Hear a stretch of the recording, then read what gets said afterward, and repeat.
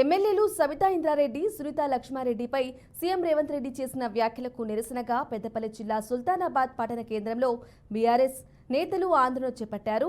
అంబేద్కర్ చౌరస్తా వద్ద రేవంత్ రెడ్డి దిష్టిబొమ్మను దగ్ధం చేశారు. దిష్టిబొమ్మను దగ్ధం చేసే ప్రయత్నంలో పోలీసులకు బీఆర్ఎస్ నాయకులకు మధ్య తోపులాట జరిగింది.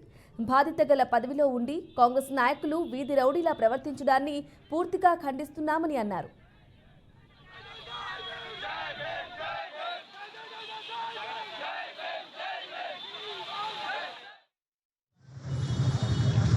ఎమ్మెల్యే అయినటువంటి సవితా ఇంద్రారెడ్డి గారిని మరియు సునీతా లక్ష్మారెడ్డి గారిని తెలంగాణ సీఎం గారు మరియు డిప్యూటీ సీఎం గారు అనుచిత వ్యాఖ్యలు చేయడానికి నిరసనగా ఈరోజు సుల్తానాబాద్ పట్టణంలో సీఎం గారు దిష్టిబొమ్మను దగ్ధం చేయడం జరిగింది.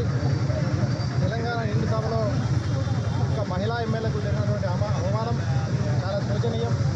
వారి యొక్క తెలంగాణ ప్రభుత్వంలో ఉన్నటువంటి మహిళల నుంచి గౌరవం పూర్తిగా ఉండే అర్థమవుతుంది. రానున్న రోజులలో కూడా మహిళలకు పట్ల ఈ ప్రభుత్వం ఎలా ప్రవర్తిస్తుందో ప్రజలందరూ గౌరవిస్తున్నారు.